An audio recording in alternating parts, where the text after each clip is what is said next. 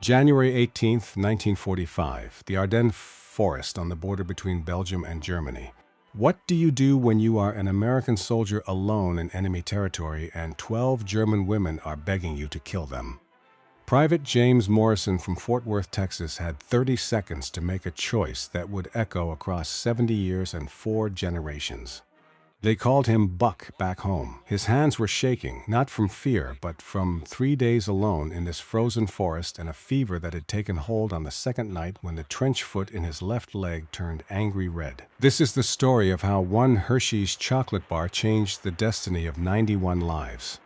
The cold hit first. That particular kind of Ardennes cold that stopped feeling like temperature and started feeling like a living thing, a presence that pressed against your face and tried to steal the breath out of your lungs. Buck sat on a fallen pine log outside the abandoned German bunker, his M1 Garand resting across his knees. The metal was so cold it burned through his gloves. Every surface in this God-forsaken forest was covered in a layer of frost that never seemed to melt, even in the pale midday sun. His uniform clung to his skin under 3 layers of wool that had gone stiff with dried sweat and the residue of fever. Behind him, huddled in the concrete darkness of the bunker mouth, 12 pairs of eyes watched him with a terror so profound it transcended language. These were not soldiers, not in any sense Buck understood from his training at Fort Benning. They wore tattered remnants of Wehrmachtschläferinnen uniforms, the gray-blue wool of German female auxiliary services, hanging off starved frames like funeral shrouds, mud-caked, blood-stained. The fabric torn in places that suggested violence or desperate flight through the frozen underbrush. The youngest one, a girl who could not have been more than 17, held a shard of broken window glass against her own throat. Her name was Elizabeth. Buck did not know that yet. All he knew was that her knuckles had gone white from gripping the glass. Her skin was the color of parchment left in a book too long. She whispered the same word over and over. Bitte, bitte, please, please. But she was not begging for mercy. She was begging for death. Buck looked away. His heart hammered against his ribs like it was trying to escape his chest. The propaganda had been thorough. He had been told the Germans were fanatics, Nazi believers who would fight to the last bullet, who considered surrender a disgrace worse than death. But sitting there in that clearing with the pale winter light filtering through the black pines in shafts of silver and gray, all Buck saw were terrified young women waiting for the blow to fall. Why would a 17-year-old German girl beg an American soldier for death instead of mercy?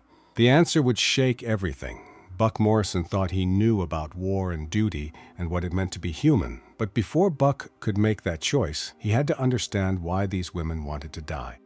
And to understand that, we need to go back. Not far, just 3 days, to the moment when a radio transmission changed the course of 13 lives forever. Buck had been separated from his unit during the chaotic aftermath of the Battle of the Bulge, the 99th Infantry Division. They called themselves the Checkerboard.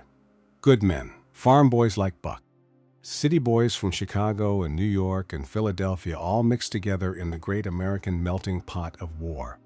They had been pushing east through the Hurtgen forest, chasing the shattered remnants of the German 6th Panzer Army as they retreated toward the Rhine. The forest there was a living thing, hostile. Pine trees 100 feet tall grew so close together that daylight barely penetrated. The ground was 2 feet of snow over frozen mud. Every step was a battle against the earth itself, the snow trying to swallow your boots, the mud beneath grabbing your ankles. The firefight had come out of nowhere on the morning of January 15th. That was how it always happened in forest warfare. No front lines, no clear enemy positions, just sudden violence erupting from the white wall of trees. Buck had been separated when a German 88 shell hit close enough to throw him 20 feet into a ravine. When he climbed out, ears ringing, uniform shredded, his squad was gone. The radio crackled to life maybe an hour later. The transmission was garbled, heavy weather interference, a snowstorm somewhere to the north adding static to every word. But the message was clear enough. Hold position. Guard cargo. Transport inbound 48 hours. That was 72 hours ago. Buck had wandered for the first day, searching for landmarks, trying to figure out which direction the American lines had shifted. He had slept in a shallow snow trench that first night, waking every hour to make sure he had not frozen. On the morning of January 16th, he had found the abandoned bunker on high ground overlooking a small ridge. Part of the old Siegfried Line that the Germans had built in the 1930s and then bypassed once the war moved into the actual forest. Good visibility of the approaches, a concrete shelter from the wind. He had set up a defensive position and waited. The cargo, he assumed, would be supplies, ammunition, maybe medical equipment for the wounded that were being carried back from the front. The Army did not usually tell a private the details. He had not expected 12 German women, and he certainly had not expected them to be more terrified of him than he was of them. In the next hour, you will discover why the SS ordered these 12 women executed. You will learn about the single act of kindness that shattered 12 years of Nazi propaganda. You will see how Buck's choice created a family spanning 4 generations across 2 countries. And you will witness the reunion in 2015 that brought 91 descendants together in Dresden to honor one chocolate bar. If you or someone you know served in the European theater during World War II, this story will hit close to home. Drop a comment and let us know your connection to this era. We read every single one. Now let us go back to where it all started. Fort Worth, Texas, 1943. James Morrison was not supposed to be a soldier. He was supposed to be a rancher. The Morrison family had worked the same patch of land outside Fort Worth for 3 generations. Red dirt country, hard country. The kind of place that taught you early that life was not fair, but it could be good if you worked hard enough and kept your word. Buck was the oldest of 5 children. His father had been killed in a border raid in 1938. Mexican bandits. His mother had died giving birth to the youngest sister. That left Buck at 19 years old responsible for 4 younger sisters and a ranch that was barely holding on during the Depression. He learned to be both father and brother. He learned to stretch a dollar until it screamed. He learned to fix a fence with nothing but baling wire and stubbornness. And he learned the 3 rules his daddy had taught him before dying. Protect the weak. Keep your word. Never waste food. Every Sunday before the war, Buck would smoke Lucky Strikes on the ranch porch after church. He would watch the Texas sunset turn the sky colors of burnt orange and blood. The smell of his youngest sister's pecan pie would drift through the open kitchen window. She had learned their mother's recipe by heart. The sound of cattle lowing in the distance, the creak of the windmill turning in the evening breeze. That was the America Buck was fighting for. December 7th, 1941 changed everything. Pearl Harbor. Buck heard the news on the radio while fixing a water pump in the north pasture. He walked back to the house, cleaned up, put on his only suit, drove into Fort Worth the next morning, and enlisted. His sisters cried. The youngest, Rachel, was only 12. She grabbed onto his arm and would not let go. But Buck knew someone had to protect families like his. Someone had to stand between the innocent and the monsters. That was what his daddy would have done. The Army sent him to Fort Benning for basic training, then across the Atlantic on a transport ship so crowded you could not lie down without touching 3 other men. The smell of diesel fuel and vomit, the constant roll of the ocean, and finally the port of Le Havre in liberated France in late November 1944. Liberation, they called it. General Eisenhower was pushing the Germans back across every mile they had taken in 1940. But for Buck Morrison, the war had shrunk to the size of this clearing. He was alone. His squad was gone. The transport was 3 days overdue. And sitting in that bunker were 12 human beings who believed he was a demon sent to torture them before death. The propaganda, he would learn, had been thorough. The German women had been told since childhood that Americans were Untermenschen, subhumans, a mongrel race controlled by Jewish bankers and Bolshevik agitators. That American soldiers, especially black soldiers, would defile Aryan women in ways too horrible to describe in polite company. That God had abandoned America because of her racial impurity and her Jewish overlords. That death by a German bullet was infinitely preferable to capture by such subhuman creatures. Every fear had been carefully planted by Joseph Goebbels and the Reich Ministry of Public Enlightenment and Propaganda, then watered until it grew into something monstrous in their minds. But Buck did not know that yet. All he knew was that his orders said, "Guard the cargo," and the cargo was looking at him like he was death itself. Now we need to understand who these women were. Not all 12. That would take hours. But 3 of them. Three women whose lives would become so intertwined with Buck's that 70 years later their grandchildren would still tell the story. Ingrid Weber was 35 years old. Before the war, she had been an elementary school English teacher in Munich. She had a son named Klaus, who was 8 years old. Her husband had been killed at Stalingrad in 1943. She had received the notification 18 months earlier, a single sheet of paper informing her that her husband had died with honor for the Führer and the fatherland. Ingrid was educated. She had studied English literature at Ludwig Maximilian University in Munich before Hitler came to power and the universities were purged. She spoke English better than most German civilians, but she hid this fact from the others initially. Knowledge could be dangerous in the world she had been forced into. Showing intelligence could mark you as a troublemaker. She carried herself with what Buck would later describe as brittle, desperate dignity, like porcelain that had been glued back together too many times. One more shock and she would shatter completely. But until then, she would hold herself together through sheer force of will.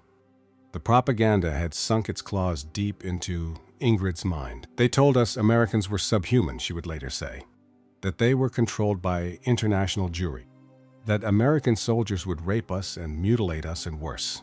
I believed because I had to.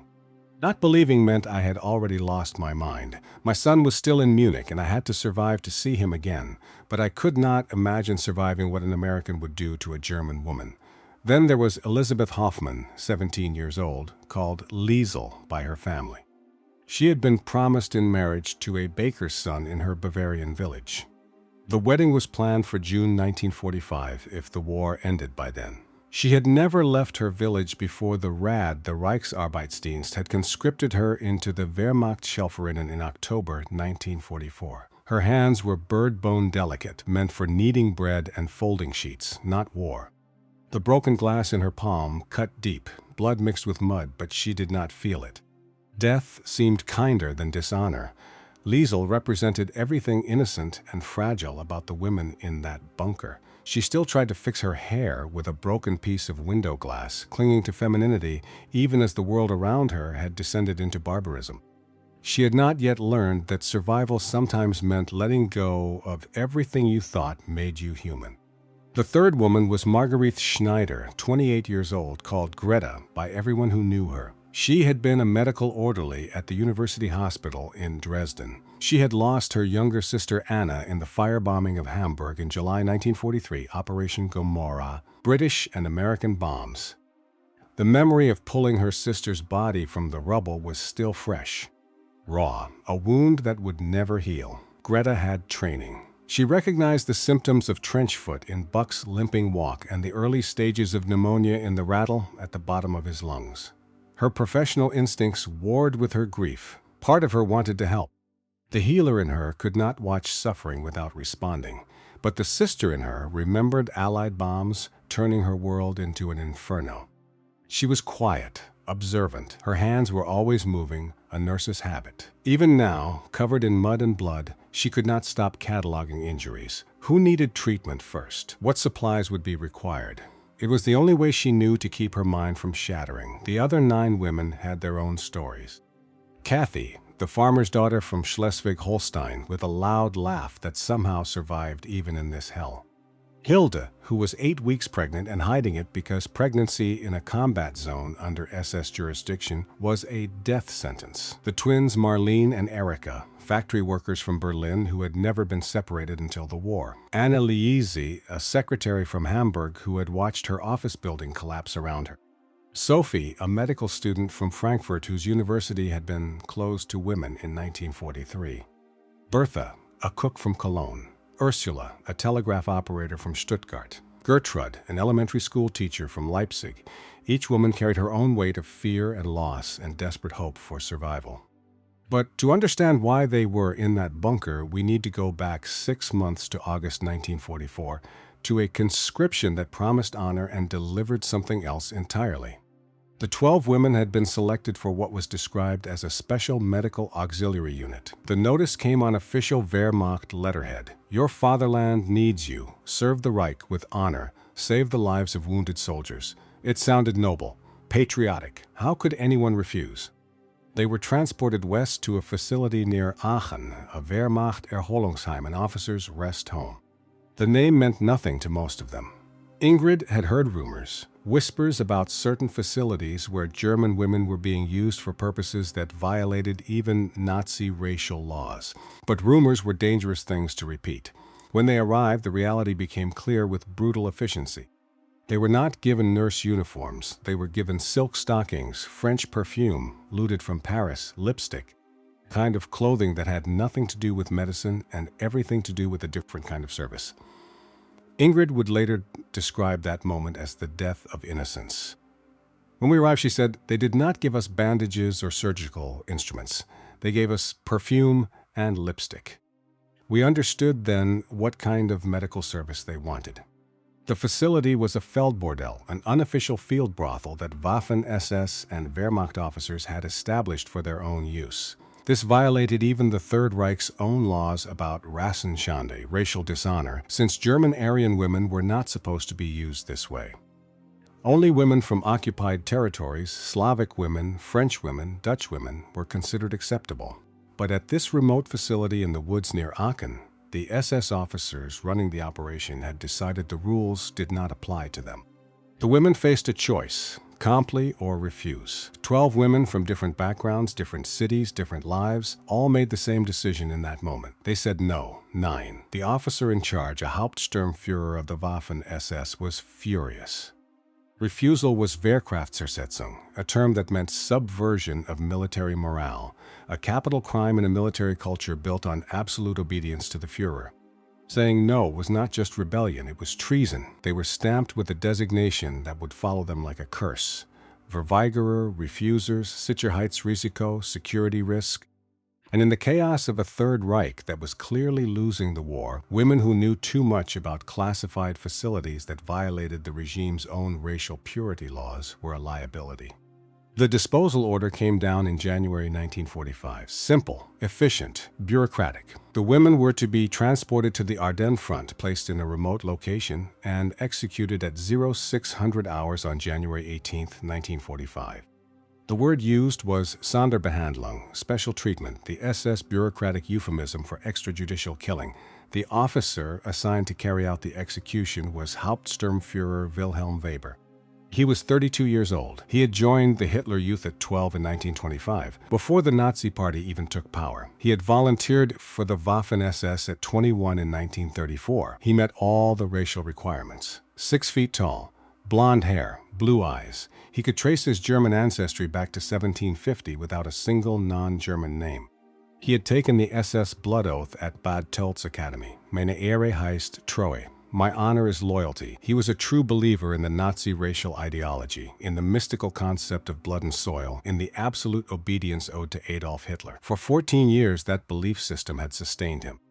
It had given meaning to the violence, purpose to the sacrifice. When he killed on the Eastern Front at Kharkov and Kursk, it was for the Volk. When he ordered civilians shot at partisan actions in Yugoslavia, it was for the security of the Reich. But now, that belief system had become a noose around his neck. Because Wilhelm had read the list of names on the disposal order, and there at the top, marked as subject number 1, was Ingrid Weber, his older sister. The woman who had raised him after their parents died in a car accident in 1928, who had taught him to read, who had written him letters every week during his first year at the SS Training Academy when homesickness threatened to break him, who had a son named Klaus that Wilhelm had held as a baby at his baptism in the Munich Lutheran Church and promised to protect always. The SS oath said, obey the Führer. Blood said, protect family. The two imperatives were tearing Wilhelm apart. He had made a compromise, a coward's compromise, he knew, but a compromise nonetheless. He would take the women to the disposal location, but he would not execute them himself.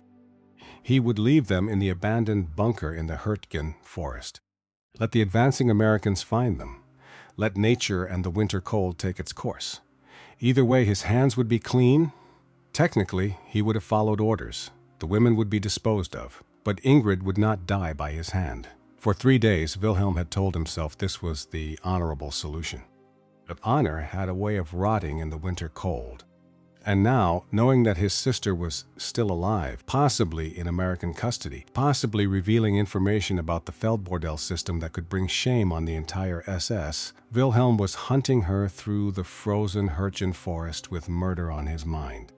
At precisely 1300 hours on January 18th, 7 hours after the scheduled execution time, Buck was about to find 12 women who should have been dead. He had heard sounds coming from the bunker earlier that morning, movement, whispers. He had approached cautiously, rifle ready, expecting anything from SS holdouts to wounded German soldiers. What he found instead made him lower his weapon in confusion. 12 women huddled together, filthy, terrified.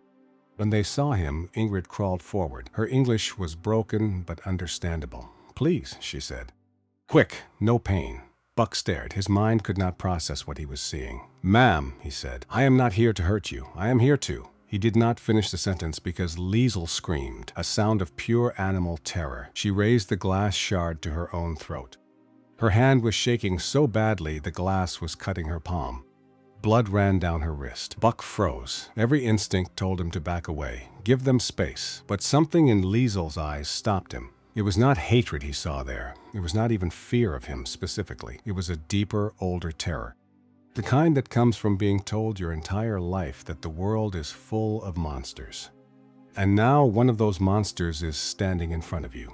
He slowly reached into his rucksack. 12 pairs of eyes tracked the movement, expecting a weapon, expecting violence.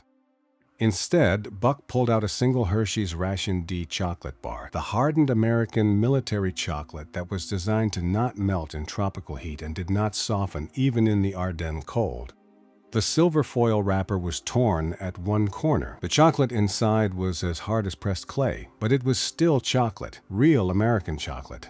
The last piece of home Buck had carried across the Atlantic. He moved with exaggerated slowness, like approaching a spooked horse. He unwrapped the chocolate. The sound of foil crinkling seemed impossibly loud in the tense silence. Then he broke off a small square. He had to use his bayonet to score it first. The chocolate was so hard. The snap echoed like a rifle shot. 12 women flinched. Buck raised the chocolate to his mouth, made deliberate eye contact with Ingrid, and ate. He chewed slowly, swallowed, proving it was not poison, that this was not a trick, just food, just kindness. Then he held out the rest of the bar toward the bunker entrance, toward Ingrid. His hand was steady, despite the cold, despite the fever, despite everything. The moment stretched. Time seemed to slow down. The forest sounds faded. The pale winter light caught the chocolate, making it gleam like some kind of precious metal. The sweet cocoa scent drifted through the frozen air, mixing impossibly with the smell of pine and old fear. This was not the devil they had been told about. This was a man with hollow eyes and dirt under his fingernails and a bad limp, offering them a miracle. Ingrid crawled forward. Her knees scraped against the frozen concrete floor of the bunker. The cold cut through her thin uniform, but she did not take her eyes off Buck. She reached out. Her fingers touched his palm.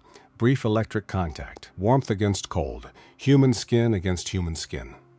The first gentle touch any of them had experienced in months. She took the chocolate, held it like it was made of glass. Then she crawled back to the others.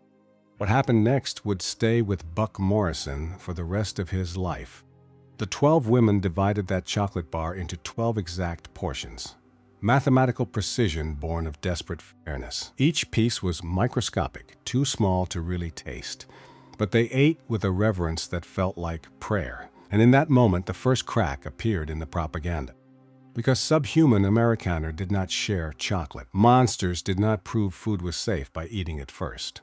The mongrel enemy they had been warned about did not have calloused hands that shook with fever and a fresh scar on his cheek from shrapnel. Kathy was the first to speak, the farmer's daughter. Her voice was barely a whisper, but the word was clear. "Danke, thank you." Then again, stronger. "Dankeschön." Buck felt something break inside his chest. Or maybe it was something being fixed, he could not tell which. But looking at 12 women dividing one chocolate square into pieces too small to taste, he realized something his training at Fort Benning had never taught him. These were not soldiers. These were not statistics. They were just people. Daughters, sisters, mothers. Human beings who had been chewed up by a machine bigger than any of them and spit out in this forest to die. And Buck Morrison, farm boy from Fort Worth, Texas, made a decision in that moment. A decision that would either save 12 lives or cost him his own. He was going to keep them alive, but he could not act on that decision yet because there was something in the bunker that would change everything. Half buried near the entrance, partially hidden by snow and frozen debris, was a wooden crate. Wehrmacht markings on the side, and beside them the SS Totenkopf, the death's head symbol. Buck had noticed it earlier, but had not investigated. Now, with 12 women watching him with something that might have been the beginning of trust, he walked over to examine it. The lid had been smashed. Inside, wrapped in oilcloth, were dozens of small objects. Buck lifted one into the pale light. A hand-carved wooden doll. Delicate, beautiful. It was a teacher, complete with tiny chalk and book. Another doll showed a bride in traditional Bavarian wedding dress, a nurse with a Red Cross armband, a farm girl with a basket of eggs. Each doll represented one of the women. These were not weapons. These were going home tokens, the kind of thing you make when you believe you will survive, when you have hope. Beneath the dolls were letters, unsealed, unfinished, never to be sent, and photographs. Ingrid showed a young boy, maybe 8 years old, holding a school book, her son Klaus. Buck's hands trembled as he dug deeper. At the very bottom, hidden beneath everything else, was a leather-bound ledger. Sonderakte, special file. He opened it. 12 names, 12 birth dates, 12 blood types marked according to SS regulations. Feldbordell, comfort service, then stamped in red ink across every page. Verweigerer, insubordinate. And at the bottom, in handwriting that was almost casual in its bureaucratic efficiency, a single line. Sonderbehandlung, 18 January 1945, 0600. Grid reference followed. Buck checked his watch. It was 1300 hours. Same day. These women had been scheduled for executions 7 hours ago. They were not executed because they were dangerous. They were executed because they had said no. The weight of that realization hit Buck like a physical blow. His vision swam. Whether from the fever or the moral outrage, he could not tell. These women were not enemy combatants. They were victims twice over. First by their own military, then by a war that saw them as nothing more than a logistical problem to be solved with a bullet. He turned to look at Ingrid. She was watching him, waiting. She had seen him find the ledger. She knew what it meant. Buck walked over slowly, knelt down so they were at eye level. He showed her the ledger, pointed to the disposal order, then to his watch, then shook his head. "No," he said. "Not happening. Not on my watch." Ingrid's face crumpled. The brittle dignity finally shattered. She broke down. Not the quiet crying of grief, but the loud gasping sobs of someone who has been holding terror inside for so long that when it finally breaks free, it comes out like a flood. The other women began to cry. Relief. Confusion. They did not understand English, but they understood Buck's tone. They understood the gentle way he had shown Ingrid the ledger. They understood that for reasons they could not comprehend, this American soldier had decided they deserved to live. Buck Morrison sat back on his heels. His head was pounding, fever spiking again. He needed rest, water, probably actual medical attention. But that would have to wait, because keeping 12 women alive in enemy territory with no support and no orders was going to require more than good intentions. It would require every skill his daddy had taught him about protecting the weak. Every lesson the ranch had taught him about making something out of nothing. Every bit of stubborn Texas determination he possessed. What Buck did not know yet was that in 96 hours, he would face a choice that would put 12 lives on one side of the scale and his own military career and freedom on the other. He did not know that Hauptsturmführer Wilhelm Weber, the man who had failed to execute his own sister, was less than 500 meters away in the frozen forest, tracking his boot prints, closing the distance with each hour. And Buck certainly did not know that 70 years later, 91 descendants of these 12 women would gather in Dresden to honor the memory of one Texas cowboy who shared his last chocolate bar. All he knew in that moment was that he had made a promise, not with words, but with chocolate, with kindness, with the simple human acknowledgement that these women deserved to see another sunrise. Protect the weak, keep your word. Never waste food, his daddy's rules, simple, clear. And in that Ardennes forest in January 1945, they were the only compass Buck Morrison needed. The first lesson Buck Morrison taught the 12 women was how to survive. Not just physically, though that was part of it, but how to survive the waiting, the uncertainty, the knowledge that every minute they stayed alive was borrowed time. He started with the practical things, the things a Texas rancher knew by instinct: how to melt snow into drinking water without wasting fuel, how to layer clothes properly so sweat did not freeze against skin during rest periods, how to keep a small fire in the bunker's central chamber so the smoke would dissipate through the ventilation shaft rather than betray their position to any German patrol still in the woods. The women watched him work with an intensity that went beyond mere observation. They were studying him, trying to reconcile the propaganda that had filled their heads since childhood with the reality of this man who moved with quiet efficiency and spoke in a low drawl that sounded nothing like the harsh barking they had been told all Americans used. Buck taught them to recognize the sound of different aircraft, the drone of a B-17 Flying Fortress versus the higher-pitched whine of a Messerschmitt Bf-109, the deep rumble of a Sherman tank versus the terrifying growl of a King Tiger. Survival in a war zone meant knowing who was coming before they arrived. In exchange, the women taught Buck things the Army had never covered in cold weather warfare training. Ingrid translated the labels on the German ration cans that had been stored in the bunker, saving Buck from eating something inedible. Greta examined his trench foot with clinical detachment, made a paste from lard she found in the German rations and some dried herbs from her small medical kit, and treated the infection before it could take his toes. Kathy, the farmer's daughter, knew how to identify winter tree bark that could be boiled into a thin, nutritious tea, a peasant survival trick passed down through generations of hungry German winters. It was an exchange, knowledge for knowledge, trust built one small lesson at a time. Around 1600 hours, as the pale afternoon light began to fade, Buck pulled out his pack of Lucky Strikes. Down to his last 3 cigarettes, he had been rationing them like gold. 1 cigarette could buy you almost anything from another soldier: a dry pair of socks, an extra can of rations, information. But looking at Ingrid, who sat slightly apart from the others with that brittle dignity still holding her together, Buck made a decision. He lit one of the Lucky Strikes.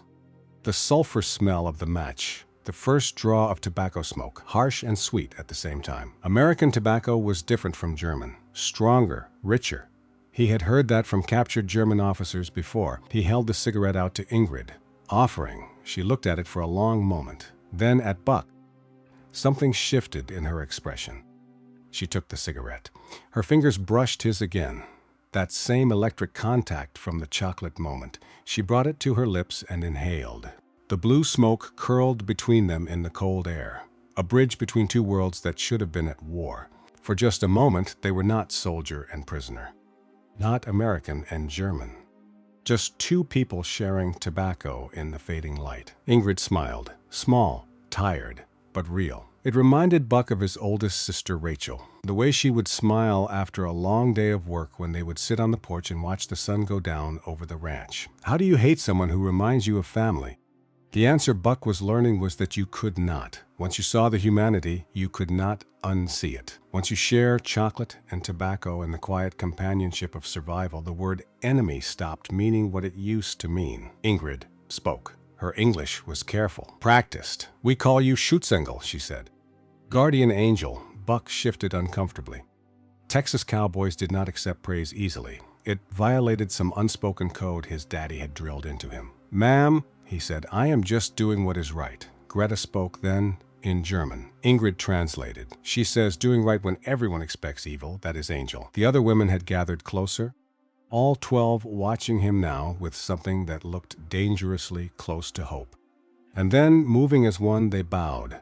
Not the deep formal bow of some other culture, but the small, dignified nod of Germans acknowledging a debt of honor. It carried weight, respect, gratitude. Buck felt his face heat. He wanted to tell them to stop, that he did not deserve this, that he was just a farm boy who could not stomach the thought of letting 12 women die when he had the means to keep them alive. But he kept quiet, because maybe they needed this. Maybe after months of being told they were worthless, disposable, maybe they needed to believe someone thought they were worth saving. The moment was broken by a sound from the forest, distant but distinct. Metal on metal, the click of equipment being adjusted. Buck was on his feet instantly, rifle up, every sense suddenly sharp despite the fever still burning in his blood. The women went silent. Even their breathing seemed to stop. Nothing moved in the underbrush. But Buck had learned to trust his instincts. The forest had a rhythm. When that rhythm changed, it meant danger. Out in the trees, less than 200 meters away now, Wilhelm Weber and his 2 SS soldiers were making their final approach.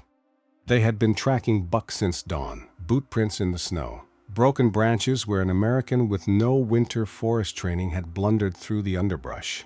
The faint smell of Lucky Strike tobacco on the wind. Wilhelm's hands were shaking as he checked his Luger P-08. He told himself it was the cold. Not fear, not guilt. An SS officer did not feel guilt for doing his duty.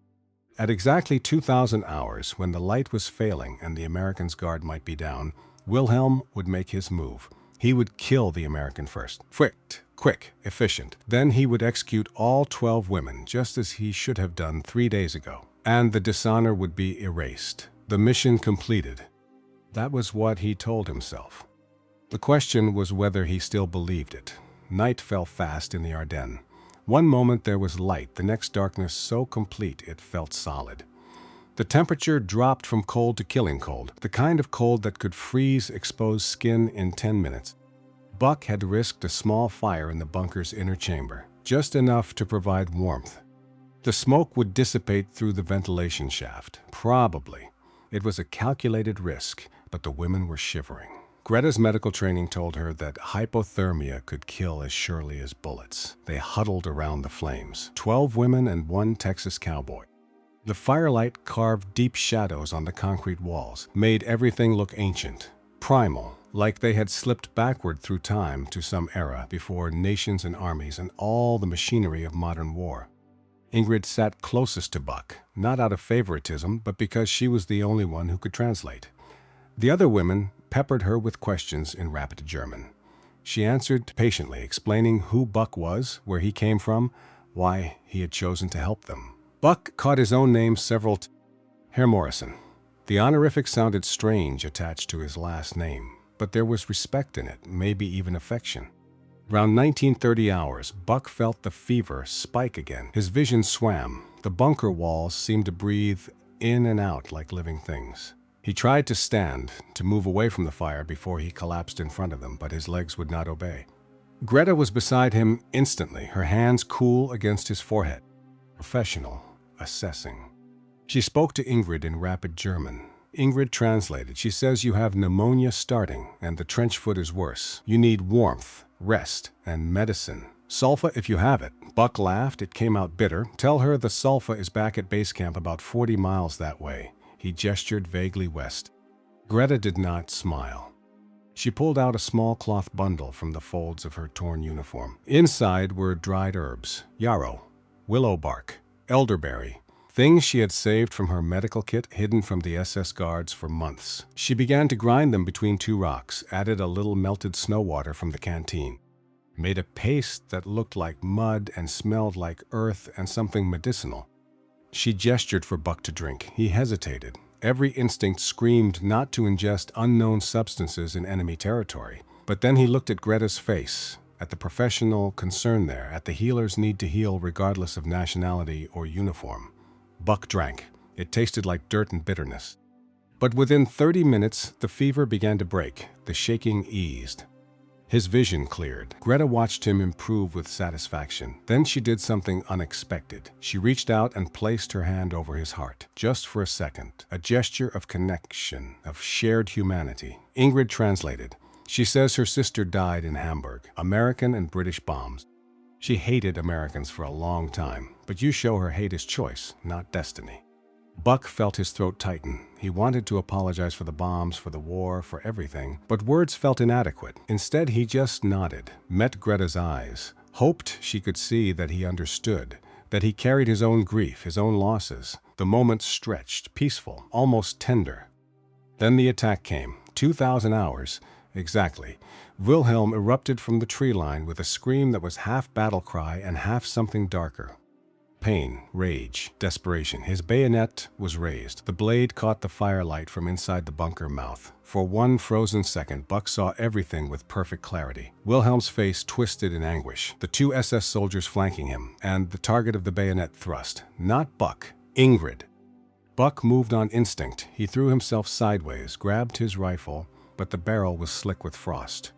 His hands fumbled. The safety would not release. Wilhelm was almost on top of Ingrid. She had not moved, just stared at her younger brother with an expression of profound sadness. Wilhelm screamed something in German. Ingrid whispered something back.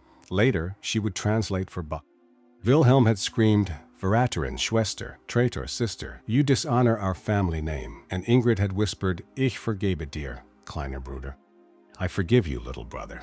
The bayonet descended. Buck's rifle finally came up, but in the split second before he could fire, Greta launched herself at Wilhelm. She hit him low, shoulder into his midsection. The two of them went down in a tangle. The bayonet skittered across the concrete floor. One of Wilhelm's SS soldiers fired wildly. The muzzle flash turned everything into a strobing nightmare of light and shadow. Buck heard a scream. High-pitched, pained, he spun. Greta was on the ground, blood blooming across her shoulder. Dark and hot, the fabric of her uniform turning black with it. The women erupted, not in panic, but in fury. All 12 descended on Wilhelm and his soldiers like avenging angels, clawing, hitting. A mass of desperate humanity that overwhelmed training and weapons through sheer determination. Buck fired once, twice. One SS soldier went down, the other fled into the frozen forest. And Wilhelm, disarmed, was pinned beneath a pile of women who had decided they had been victims long enough. But Buck barely registered any of that, because Greta was bleeding, and bleeding badly. He dropped his rifle, fell to his knees beside her. His hands were shaking again, but not from fever this time. From adrenaline. From fear. The women pulled back, expecting Buck to finish what the violence had started, expecting the devil to show his true face now that blood had been spilled. Instead, Buck tore open his first aid pouch, the sulfa powder, the same packet that had saved countless American lives. He was about to use it on the enemy. The question flashed through his mind. Is there a point where the will to save an enemy becomes a betrayal of your own flag? But the question disappeared as fast as it came. Because Greta was not the enemy. She was a healer who had saved his life an hour ago. She was a sister who had lost her family to American bombs and still chose mercy. She was a human being bleeding out on a concrete floor, and Buck Morrison had been taught to protect the weak. He poured the white powder into the wound. Greta arched her back, screamed. The sting was intense, chemical burn meeting torn flesh. But the powder would prevent infection, would stop the bleeding. Ingrid moved without being asked. She grabbed Greta's good shoulder, pinned her to the ground, spoke fiercely in German, not comfort, a command. Halt still. Lass ihn arbeiten. Stay still. Let him work. Buck worked with the focused intensity he had learned from years of ranch medicine. Horses with barbed wire cuts, cattle with infected hooves. His sisters with playground injuries that needed more than just a bandage and a kiss. He used the canteen water, precious, limited, but necessary to clean the periphery of the wound. He packed the injury with gauze from his kit, wrapped it tight. His hands moved with practiced efficiency, despite the trembling. When he was done, he sat back, chest heaving, sweat pouring down his face despite the freezing night air. The women watched him. 12 pairs of eyes, seeing something that did not match any propaganda they had ever heard. They watched the sweat, the shaking hands, the exhaustion of trying to preserve a single fragile life, and the old terror that had defined them for so long began to transform into something else. Not trust exactly, not yet, but the possibility of trust. The first green shoot of hope pushing up through scorched earth. Greta whispered something. Danke, Schutzengel. Thank you, guardian angel. Buck looked down at his hands. They were covered in blood. American sulfa powder. German blood. The mixture looked the same as any other. Red, human. Behind him, Wilhelm Weber lay bound with strips of torn uniform. Ingrid stood over her brother. Her face was unreadable. She held the bayonet he had tried to kill her with. One thrust, and she could end him. Justice, revenge, self-defense. But she did not move, just stood there looking at the man who had been ordered to execute her and had failed twice now. First by abandoning them, then by attacking and missing. Buck forced himself to stand. walked over to Ingrid, gently took the bayonet from her hand. She looked at him. "What do I do?" she asked. The English words came out broken, uncertain. Buck looked at Wilhelm. The man was conscious, watching. His face was a mask of shame and rage and something that might have been relief. "We keep him alive," Buck said. "Just like the rest of you." "But he tried to kill us," Ingrid said. "I know," Buck replied, "but killing him will not undo that, and it will make you something you are not." "What am I?" Ingrid asked. The question was genuine. After everything, she truly did not know anymore. Buck thought about his daddy's rules, about the ranch, about the America he had crossed the ocean to defend. "You are someone who chose mercy when it cost everything," he said. "Do not stop now." Ingrid looked at her brother, then back at Buck. Finally, she nodded slowly, painfully, but definite. She spoke to Wilhelm in German. Buck did not understand the words, but he understood the tone. Forgiveness, grief, love mixed with disappointment, all the complicated feelings that come from family betrayal.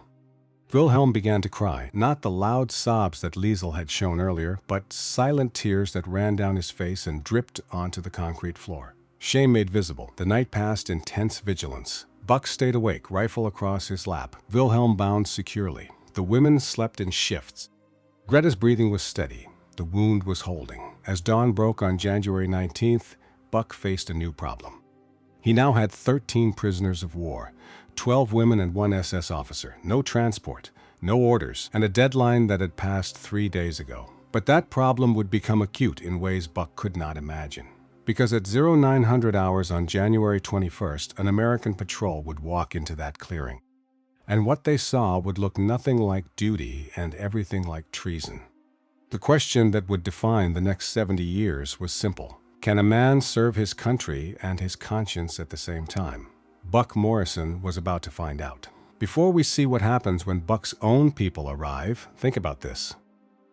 Have you ever had to choose between following orders and doing what you knew was right? Have you ever stood at that crossroads where duty and morality pulled you in opposite directions? Drop your story in the comments. We read every one. And if this video is giving you a new perspective on an old war, hit that subscribe button, because what happens next will challenge everything you thought you knew about duty and honor. The American patrol appeared like ghosts materializing from the white wall. 8 men, full winter combat gear, fresh uniforms, weapons at the ready. They moved with the professional caution of soldiers who had seen too much combat to take anything for granted. Leading them was Sergeant Ray Donovan, 42 years old, 20 years in the Army. He had fought in the First World War. He had landed at Omaha Beach on D-Day. He carried the kind of weariness that came from watching too many good men die for reasons that made less sense the longer you thought about them. Donovan saw Buck first, bearded, filthy, uniform torn and stained with mud and blood and God knows what else. Then his eyes moved to the bunker entrance, to the 12 women huddled there, to the bound SS officer, to the whole impossible scene. His Thompson submachine gun came up, leveled at Buck's chest. "Morrison," Donovan said. His voice sounded like gravel grinding under boot heels. "You are the one who went missing at the ridge." Buck stood slowly, hands visible, non-threatening. But he did not put down his rifle. "Yes, Sergeant." Donovan's eyes moved over the scene again, taking in details. The fire, the shared supplies, the way the women were gathered protectively around Buck, the obvious care that had been taken with the wounded one. "What the hell is this, Morrison?" Donovan asked. The question came out flat. "Dangerous. You running a refugee camp or a harem?" The word hit Buck like a slap. He felt his jaw tighten, but he kept his voice level. "They are non-combatants, Sarge. Auxiliaries." He pulled the leather-bound ledger from his pack, tossed it at Donovan's feet. "Look at the dates. Look at the notations. Their own people were going to dispose of them 3 days ago. I did not capture them. I pulled them out of a grave their own officers dug." Donovan did not look at the ledger. His eyes were locked on Buck, calculating, assessing. The men behind him were shifting, uncomfortable. They had expected to find a missing soldier, maybe a body. Not this. Private Eddie Kowalski, who had trained with Buck at Fort Benning, whispered just loud enough to be heard. "Jesus Christ, Morrison. What happened to you out here?" Buck wanted to laugh or scream or both. What happened was he had remembered what his daddy taught him about protecting the weak. What happened was he had chosen to see people instead of propaganda. What happened was the war had gotten small and impersonal and impossibly complicated. But he did not say any of that. He just met Donovan's eyes and waited. That was when Ingrid stepped forward. She moved with that brittle dignity intact despite everything. Her English was clear, practiced, brave. "I am Ingrid Weber," she said, "English teacher, Munich, before the war. We were Wehrmachtshelferinnen, forced into a Feldbordell for SS officers. When we refused, our own officers ordered our execution. This man saved our lives when he could have taken them." She pulled out the photograph of her son Klaus, held it up so the patrol could see. "I have 8-year-old son," she said. "This man made it possible I see him again. That is not war crime. That is American value. Freedom, dignity, mercy." The words hung in the freezing air. American value coming from a German woman about an American soldier. The cognitive dissonance was palpable. Then Greta stood, slower, favoring her wounded shoulder. She pulled aside the bandage, showed the fresh injury, the American sulfa powder, the careful field dressing. Ingrid translated, "She is medical orderly. She lost sister in Hamburg firebombing, American and British bombs. She had every reason to hate Americans. But this man saved her life, professional to professional, human to human." Greta spoke again. Just 2 words, but clear. "Ich vergib." Ingrid translated, "I forgive." The patrol stood frozen. These were men who had been trained to see the Germans as fanatical Nazis, subhuman monsters who had murdered civilians across Europe, who ran the death camps, who could not be trusted or reasoned with. But here was a German woman forgiving Americans for killing her sister. Here was evidence of mercy flowing both directions across the battle lines. And then Wilhelm spoke, still bound, still on the ground. But his English was perfect. "Formal, Sergeant Donovan," he said. "I am Hauptsturmführer Wilhelm Weber, Waffen-SS. I ordered these women's execution. This American prevented a war crime. By the code of honor I once believed in, he has more honor than I do." The confession should have been a victory. Enemy officer admitting guilt, validating Buck's actions. But instead, it just made everything more complicated. Because if Buck was right, then what did that say about all the other orders? All the other times soldiers had followed commands without question? What did it say about the machine of war itself? Donovan finally picked up the ledger. Read it. His face was unreadable. 20 years in the Army had taught him to hide his thoughts. But Buck saw the slight tightening around his eyes, the way his jaw clenched when he read the Sonderbehandlung order. He looked at the 12 women, really looked at them. And Buck saw the moment when Donovan's daughter back in Chicago superimposed herself over these foreign faces. She was 19, about the same age as some of them. "Morrison," Donovan said finally, "you are a goddamn fool." Buck's heart sank. Here it came. The arrest, the court-martial. The end. "But you are an honorable fool," Donovan finished. He lowered his weapon, gestured for the patrol to do the same. "We are evacuating these prisoners of war to Camp McCoy in Wisconsin. They will be processed, treated humanely. Hauptsturmführer Weber goes to Landsberg prison eventually for his crimes. As for you," he paused, looked at Buck for a long moment. "Official record says Private Morrison recovered 13 enemy PWs, 1 requiring medical treatment. No misconduct observed. Unofficially, I am writing you up for a commendation. Probably will not get approved, but it will be on file." Buck felt something loosen in his chest. Not quite relief, but close. "You are being reassigned," Donovan continued. "Different unit. Loose lips about this incident could cause problems. Understand?" "Yes, Sergeant." "Good." He turned to his men. "Get transport on the radio. We are moving out in 1 hour." The next 60 minutes passed in a blur. Logistics, processing, the machinery of military bureaucracy grinding into motion. The women were given water, hot coffee, K-ration bars, basic medical attention. They were treated correctly, but there was a distance now. They had gone from people back to prisoners, from individuals back to numbers on a form. Buck watched it happen, hated it, but understood it. The Army could not function on personal connection. It needed categories, procedures, rules. Ingrid approached him as the trucks were arriving. She stopped at the bunker entrance, turned. The MPs tried to move her along, but she planted her feet. Donovan made a gesture. "Let her talk." Ingrid reached into her sleeve, pulled out the wooden teacher doll from the crate, the one with a tiny chalk and book. She pressed it into Buck's hand. Her fingers lingered against his skin, that same electric warmth from the chocolate and the cigarette. "In Germany," she said, We have a saying, Ein Mensch ist erst dann tot, wenn niemand mehr an ihn denkt. A person is only truly dead when no one remembers them anymore. You will never be forgotten by us. Herr Morrison, you gave us back our lives. We will give you back your memory forever. Buck felt his throat close. He reached into his pocket, pulled out his mother's silver locket, the only photograph he had of his parents. He had carried it across the Atlantic through every battle. It was the most precious thing he owned. He pressed it into Ingrid's hand. For Klaus, he said. Tell him his mother is brave. Ingrid's eyes filled with tears. Thank you, Schutzengel Morrison. You teach me enemy is word politicians use. Human is what we truly are. Then Greta was there, bowing slightly despite her wounded shoulder. Danke von ganzem Herzen. Thank you from the whole heart. The deepest German expression of gratitude, and Liesel, still shy, still fragile, but alive. She tried to return the comb Buck had given her, his mother's tortoise shell hair comb that he had somehow kept safe in his rucksack. You keep, she whispered. Remember us? Keth shouted from the truck as they climbed in. Schokoladentag. Every year. January 18. We remember? 12 hands waving. Buck saluted. Military precision to cover the fact that his eyes were burning and his chest felt like it was being crushed. The trucks pulled away, diesel exhaust mixing with the cold Ardennes air, and then they were gone. Buck Morrison stood in that clearing, surrounded by his own people, speaking his own language, back with the familiar comfort of American uniforms and K-rations. But the world no longer fit him. He had crossed a line somewhere in those 3 days, and he could not uncross it. He looked down at the wooden doll in his palm, tiny, delicate, a teacher with chalk and book, a reminder that the enemy has a heartbeat.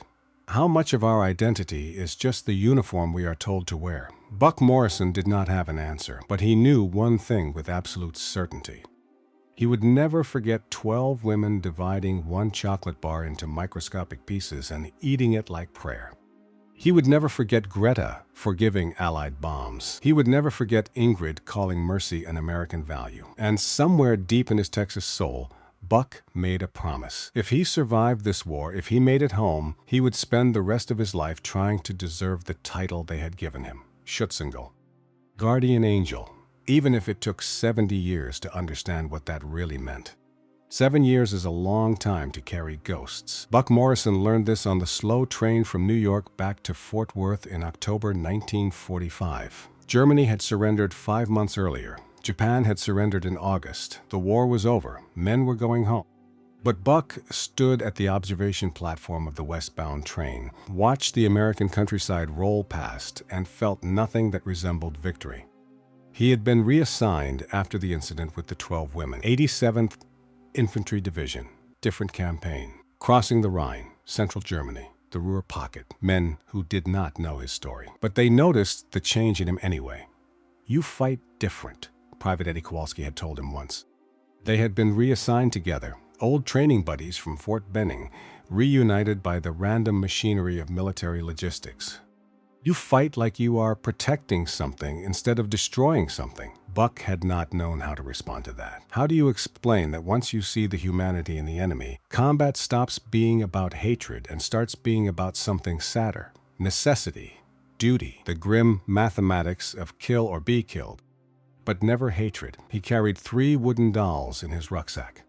The teacher, the nurse, the farm girl, Ingrid, Greta, Keith. Every night, no matter how exhausted, he would take them out, line them up on whatever surface was available. An ammunition crate, a fallen log, once the hood of a Jeep, and he would eat 1 square of Hershey's chocolate if he could find it. A ritual, a remembrance, a promise that he was still the man who had chosen mercy in that Ardennes bunker.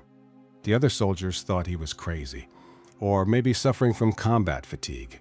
They left him alone, which was fine. Buck had grown comfortable with solitude in ways he never had been before the war. When VE Day came on May 8, 1945, Buck was in a field hospital in Belgium recovering from a shrapnel wound taken during the crossing of the Elbe. Nothing serious, but enough to keep him off the line when the news broke. The hospital erupted in celebration. Men were crying, laughing, hugging strangers. The war in Europe was over. They had won. They were going home. Buck sat on his cot and thought about 12 women. Were they still alive? Had they survived Camp McCoy? Had they been repatriated to Germany, or were they still in Wisconsin?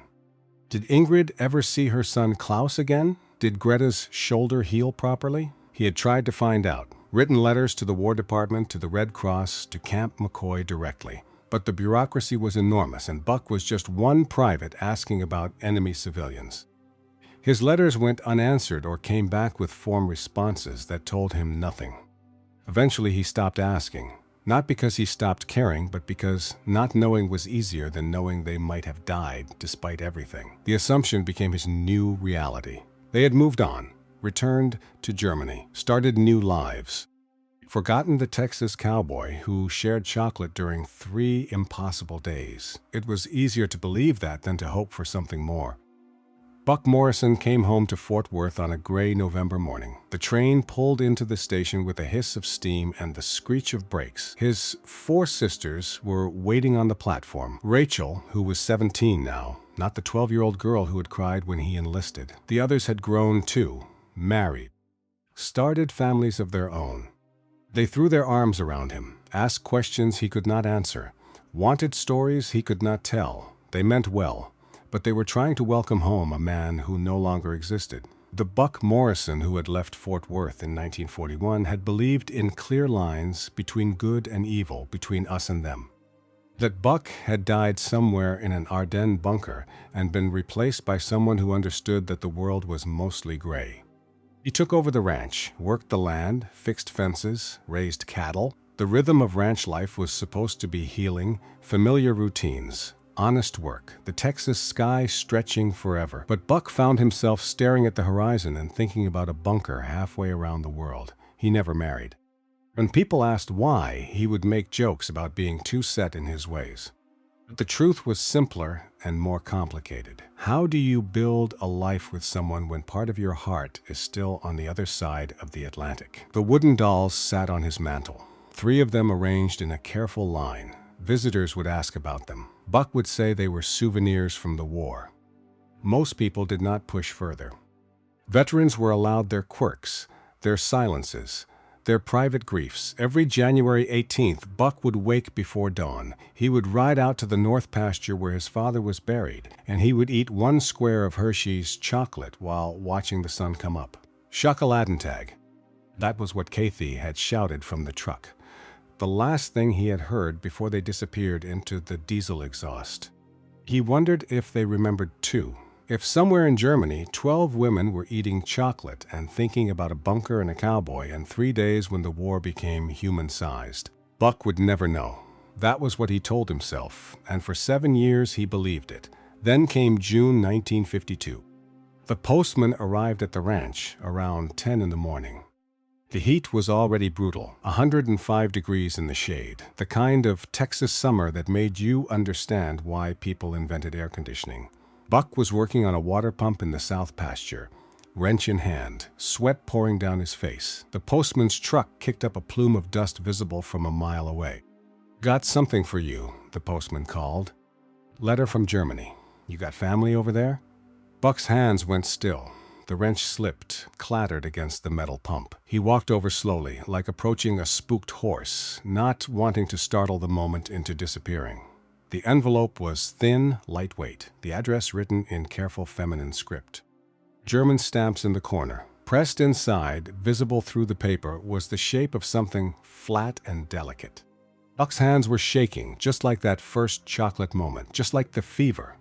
He opened the envelope with exaggerated care. A pressed Edelweiss fell out, white and star-shaped, the alpine flower of Bavaria. And a letter, 3 pages, English, the handwriting precise. "Dear Schutzengel Morrison, 7 years is a very long time. I hope you remember English teacher from Ardennes bunker. I remember Texas cowboy who gave chocolate when we expected death. I must tell you 3 things. First, all 12 alive. Every January 18 we meet in Munich. We call it Chocolatentag. We eat Hershey's bar, very expensive in Germany. But we save money all year. We tell our children about Schutzengel. So far, 23 children born to 12 women. 23 lives exist because you choose mercy. Second, my son Klaus, now 15 years old, study English because he wants to meet Schutzengel someday. He wants to say thank you for saving his mother. I show him your mother's locket every day. Tell him this is what honor looks like. Third, I teach English at the gymnasium in Munich now. Every year I tell students about American cowboy who saved enemy lives. I not use your name. You maybe not want famous, but I teach them humanity is bigger than war. We have reunion August 952 in Munich. All 12 invite you. Please come. We want to say thank you. We want to show you your mercy multiplied across many lives now. 12 women, 23 children, husbands, parents. You gave us chocolate. We give you proof that kindness never dies. With deepest gratitude forever. Ingrid Weber, and your 12 Schutzengel. P.S. Do you still have wooden doll? I have your mother's locket. We trade back. Buck read the letter 3 times, then a 4th. The words blurred. He realized he was crying. First time since his brother had died at Anzio. 7 years of holding everything inside, and now it all came out at once. 23 children. His mercy had multiplied. 1 chocolate bar had become 23 lives, and they remembered. Every year on Schokoladentag they remembered. Buck's sisters tried to talk him out of going. Germany was still occupied territory in their minds. The Cold War was heating up. What if it was a trap? What if the letter was fake? But Buck knew Ingrid's handwriting. He had watched her practice English letters in the dirt of that bunker floor with a piece of rebar. Careful, precise, the same loops and curves. He booked passage to Germany, August 1952. 7 years after the surrender. The journey across the Atlantic took a week on a Pan Am Constellation, stopping in Iceland and Ireland. Every hour felt like a day. Buck sat by the window and watched the ocean below, the ocean that had separated him from 12 women who had taught him what mercy really meant. The water was beautiful, terrifying, endless. A businessman traveling to Frankfurt for General Motors struck up a conversation. Asked Buck why he was visiting Germany.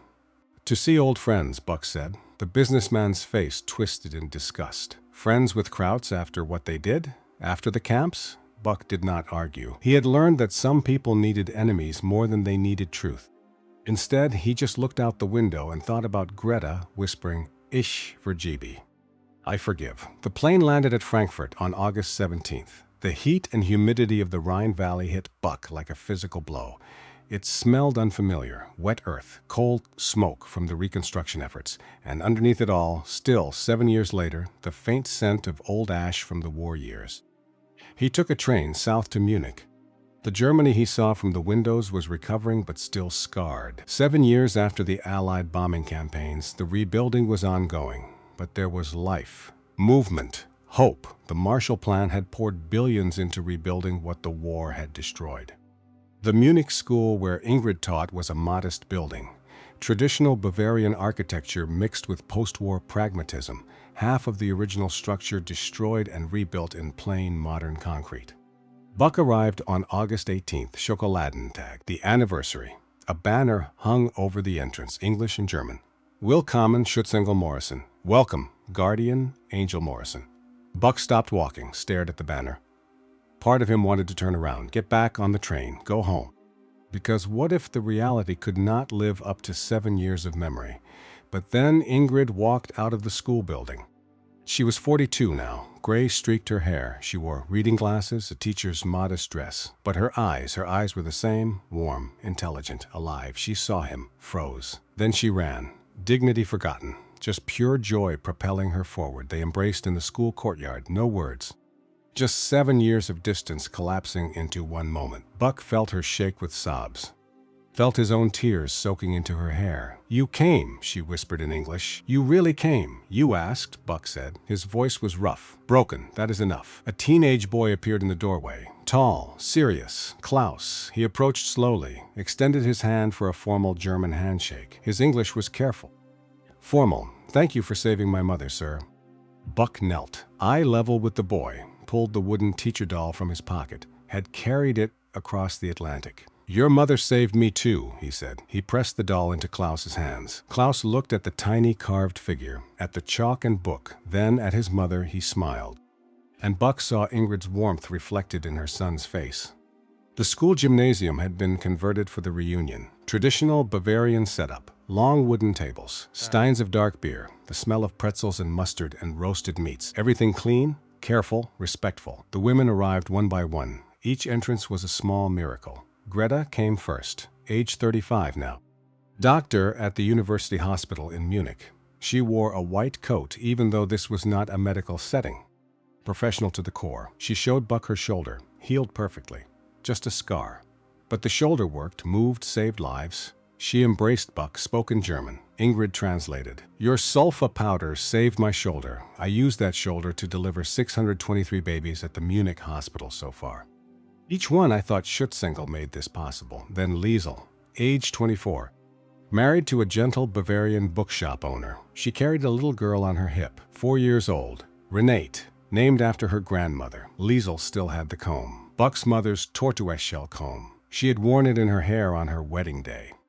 The photo showed her in traditional Bavarian dirndl, hair decorated with the comb and edelweiss flowers. I tell Renate about American Angel who saved her grandmother's life, Liesel said.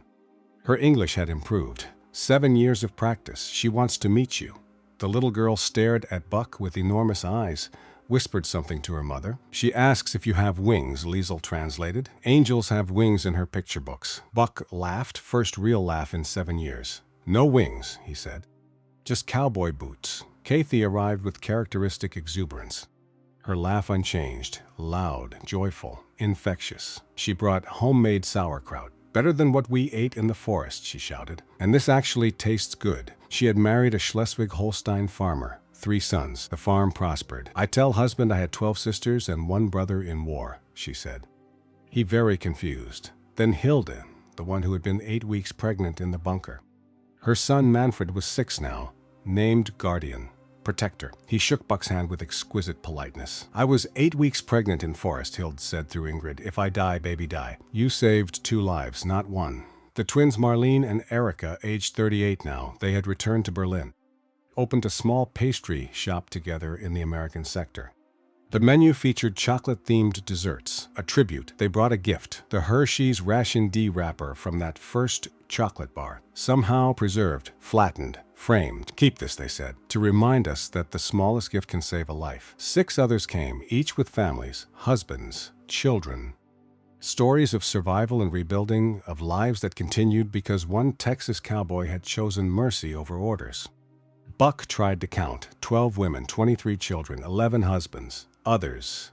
The gymnasium was full, maybe 60 people total, all here because of 1 chocolate bar. The weight of that realization was overwhelming. Ingrid called for silence, stewed at the front of the room. Her English was flawless now. 7 years of teaching had polished away any hesitation. On January 18, 1945, she said, "We expected death. We received chocolate." Today, August 18, 1952, we have 23 children, tomorrow's children, hope's children. All exist because one man chose mercy over hate. She gestured to the center table where 15 wooden dolls were arranged, the 12 original ones plus Buck's 3. A complete family reunited. Buck Morrison did not win the war, Ingrid continued, but he won something more important. He won proof that humanity is bigger than propaganda, that kindness multiplies, that mercy never dies. Then came the ceremony. Each woman broke off a piece of Hershey's chocolate. But this time, instead of dividing it among themselves, they fed it to Buck, one by one, reversing the ritual from 7 years ago. The sensory overload was intense, 12 chocolate bars snapping in sequence. The sound like gentle rifle reports. The smell of cocoa mixing with beer and pretzel and Bavarian pine. The taste of chocolate, familiar but transformed by context. Celebration instead of survival. The visual contrast, 12 faces smiling through tears versus 12 faces terrified in a bunker. The touch, gentle hands offering chocolate versus desperate hands grabbing it. Buck Morrison sat surrounded by 60 lives and understood something profound. Mercy was not a one-time thing. It was a seed. And seeds multiplied. Before we go further, I want to ask you something. If you could go back in time and thank someone who showed you mercy when you needed it most, who would it be? Leave their name in the comments. Maybe they will see it. And if this story is touching you, share it with a veteran in your life. They will understand why Buck crossed an ocean for a chocolate bar. Now, something is about to happen that will bring everyone in this room to tears, because Ingrid's younger brother, Wilhelm, is about to walk through that door. Wilhelm Weber had been released from Landsberg prison 6 months earlier. 7 years for war crimes, attempting to execute civilians without trial, membership in a criminal organization, the Waffen-SS. He had served his time, but the sentence had changed him. Prison had stripped away the SS ideology that had sustained him, replaced certainty with doubt, replaced pride with humility. He was 39 now, thin, worn, no longer an SS officer, just a man trying to understand how honor had led him so far astray. He had spent 6 months searching for this reunion, traveling across Germany, asking questions, following rumors. Because he needed to apologize, not to ease his own conscience, but because Ingrid and the 11 others deserved to hear it. He entered the gymnasium slowly. Every eye turned to him. Some of the women stiffened. Memory of his bayonet still fresh despite 7 years. Wilhelm walked to the center, knelt, pressed his forehead to the wooden floor. Total submission. Complete humility. He spoke in German. Ingrid translated for Buck. Her voice shook but held steady. Herr Morrison, I tried to kill you. I tried to kill my own sister. I followed orders I knew were evil because I was a coward. You followed conscience when it cost everything. You have the honor I once thought I had. Can you forgive me? The room held its breath. Buck stood, walked over, helped Wilhelm to his feet.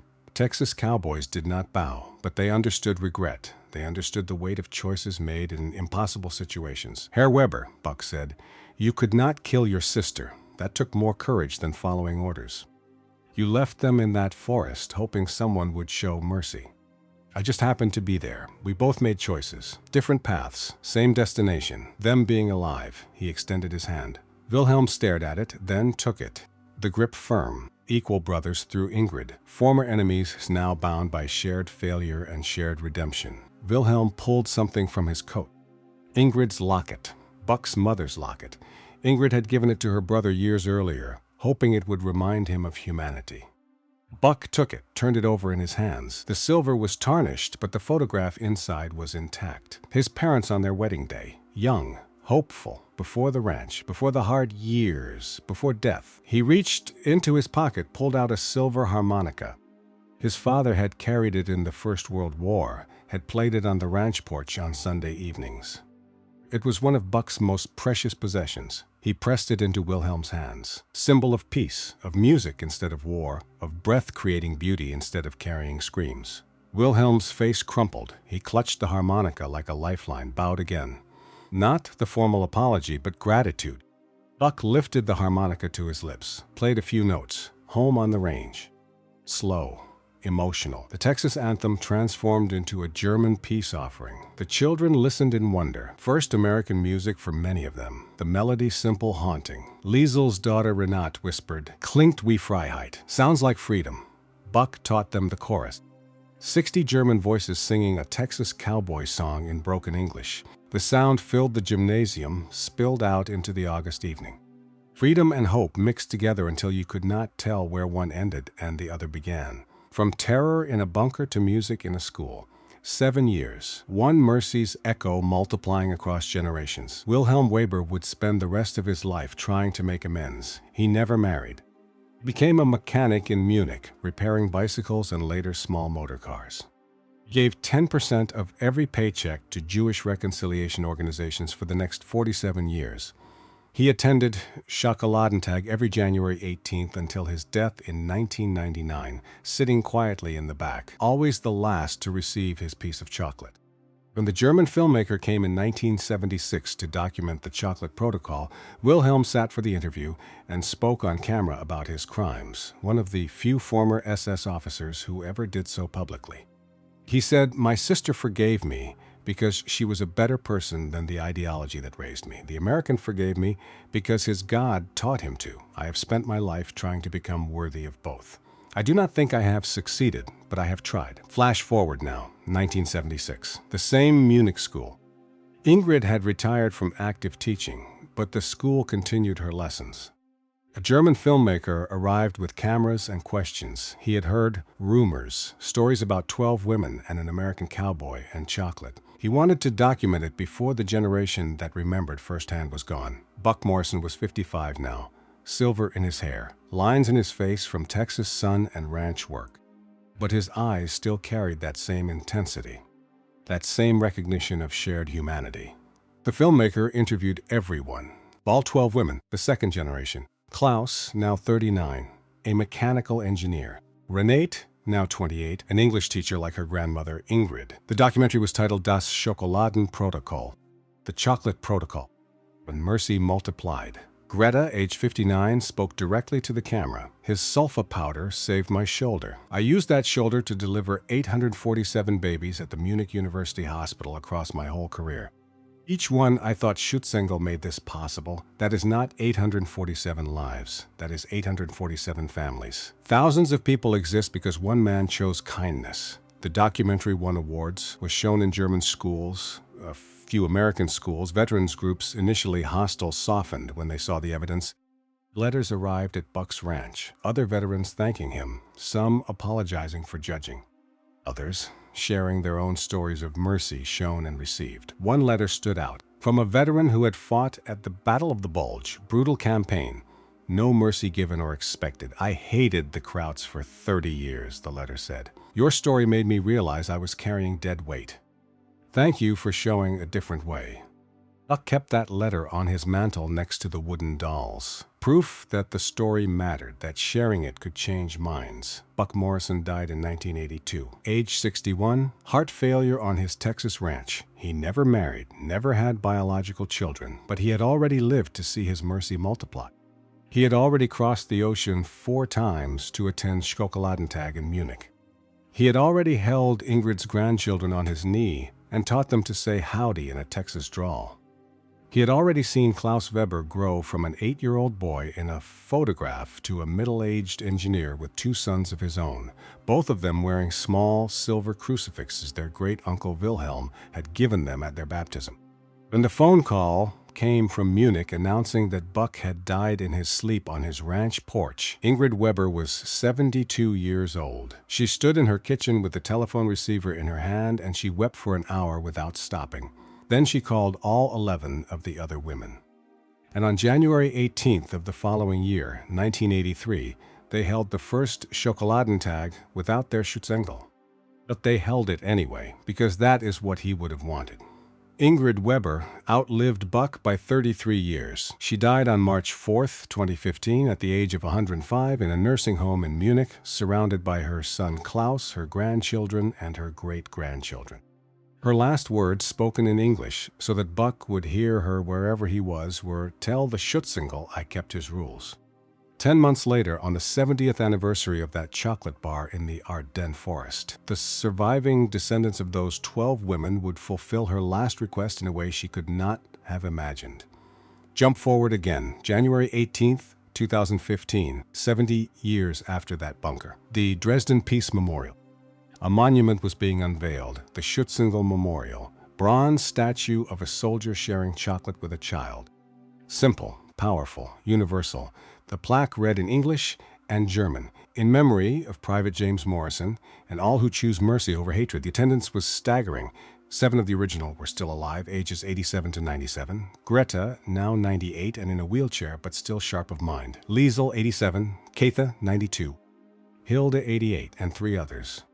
Moving slowly but present, determined. Ingrid had died 10 months earlier, but her spirit filled the memorial plaza. Her son Klaus, 78 now, carried her ashes in a small brass urn. The second generation, 23 now adults, middle-aged, successful, teachers, doctors, engineers, business owners. The third generation, 41 grandchildren, young adults and teenagers. The fourth generation, 19 great-grandchildren. Babies and toddlers, 91 descendants total, all gathered to honor one chocolate bar, one choice, one moment of mercy. Liesel stood at the podium, age 87, frail but fierce. Her great-great-granddaughter sat in the front row. 5 years old, named Schokolade, chocolate in German, a living tribute. "I am 87 years old," Liesel said in English, accented but clear. "In 1945, I was 17 and wanted to die. American cowboy gave me chocolate, gave me comb, told me I was still human. Today, I am great-great-grandmother of 5. Everyone carries Buck Morrison's gift, belief that kindness is stronger than war." She held up the comb. Still had it, 70 years later. Still beautiful. Still grateful. Then Klaus stepped forward. He held the small brass urn containing his mother's ashes. In his other hand, he held Buck Morrison's mother's silver locket. The one Buck had given Ingrid in the bunker. The one Wilhelm had returned. The one Ingrid had worn every day for 63 years until her death. My mother taught me that mercy is not weakness, Klaus said. It is strength. Because mercy requires courage. It requires seeing humanity when propaganda tells you to see monsters. Buck Morrison had that courage. And because he did, 91 of us stand here today. He paused, looked at the bronze statue, the soldier and child frozen in an act of kindness. My mother's last words were, "Tell the Schützengull I kept his rules." So today, at his memorial, in the presence of everyone whose lives exist, because of him, I say to my mother, wherever you are, you kept them beautifully. And to Buck Morrison, wherever you are, thank you. Klaus opened the urn. He scattered a small handful of his mother's ashes at the base of the bronze statue. He placed the silver locket on the plaque, and then he did something that no one had planned. He pulled out a fresh Hershey's chocolate bar, unwrapped it, broke it into pieces, and passed it around to all 91 descendants. Every hand took a piece. Every mouth ate a piece. 91 people, 4 generations, 2 continents, all eating American chocolate together in a Dresden plaza on the 70th anniversary of the moment their family began. The crowd was silent as they ate. Then slowly someone began to clap, then another, then everyone. 91 descendants, German officials, American veterans who had flown over for the ceremony. All clapping for a Texas cowboy who had taught them that the bravest thing a soldier can do is share his last chocolate bar. If you believe this story deserves to be remembered, share this video. If you know a veteran who chose mercy over violence, tag them below. Their stories matter. Because Buck Morrison showed us that the true measure of a life is not how many enemies you defeated, but how many lives you saved. Now let me tell you what happened to those 91 descendants, because the story does not end in 2015. Ingrid's great-grandson became a diplomat at the United Nations, negotiates peace treaties. Every negotiation he carries a small piece of Hershey's chocolate in his pocket, reminder of where mercy leads. Greta's granddaughter runs a PTSD clinic in Berlin, treats veterans from multiple countries. American, German, Russian. The clinic logo is a chocolate bar. Patients understand immediately. Liesel's great-great-granddaughter Chocolade is learning English at age 5. Already she knows the story. Already she understands that her existence is proof that kindness multiplies. Katha's family still farms in Schleswig-Holstein, but now they donate 20% of their harvest to refugee organizations, Syrian families displaced by war. Ukrainian families fleeing violence, mercy recognizing mercy across cultures and continents, and every January 18th, all 91 descendants gather. Sometimes in Dresden, sometimes in Munich, sometimes in smaller groups in different cities, but all of them eat Hershey's chocolate. All of them tell the story to their children. All of them remember the Schützengull who looked like a Texas cowboy. They asked Buck Morrison once if he won the war. This was 1976, the documentary filming.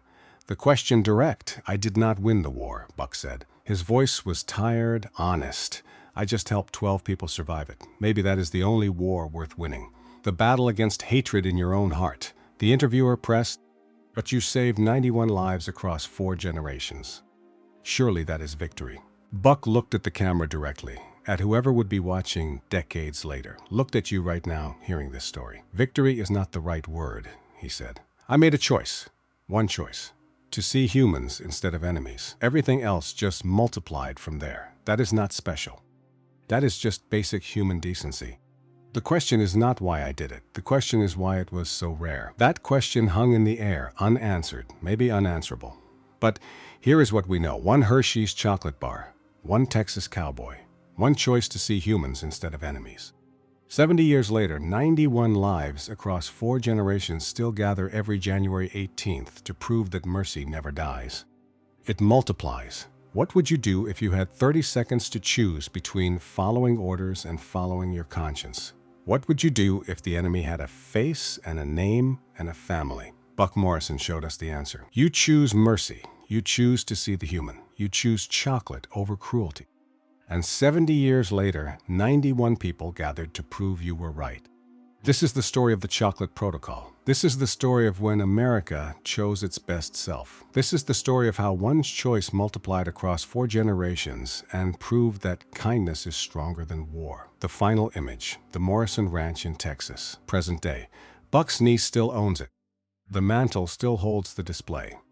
15 wooden dolls arranged in a careful circle. The teacher, the nurse, the farm girl, the bride. All 12 women. Box 3, complete. In front of them, a fresh Hershey's bar placed there every January 18th by family who remembers, by descendants who understand, and a photograph. Buck Morrison, age 24. Ardennes Forest, 1945. Muddy, bearded but smiling, really smiling. Because in that moment, someone had captured him not as a soldier, but as a guardian. Next to it, another photograph. Munich School, 1952. Buck surrounded by 12 women and 23 children, all of them eating chocolate, all of them alive. A final photograph. Dresden Memorial, 2015. 91 descendants holding Hershey's bars toward the sky. A toast to mercy, a celebration of multiplication. Text appears on screen. In memory of Private James Morris II. Ingrid Weber, 1910 to 2015. And the 12 women he taught us to see as human. Ingrid, Greta, Liesel Katha, Hilda, Marlene, Erica, Annalisa, Sophie, Bertha, Ursula, Gertrude. May we all choose chocolate over cruelty. The screen fades to black. But the story does not end, because somewhere right now, 91 descendants are living their lives, teaching their children, sharing chocolate on January 18th, telling the story of the Schützengel who looked like a Texas cowboy. And the mercy he chose is still multiplying. One chocolate bar, 91 lives. Proof that kindness never dies, it just keeps growing.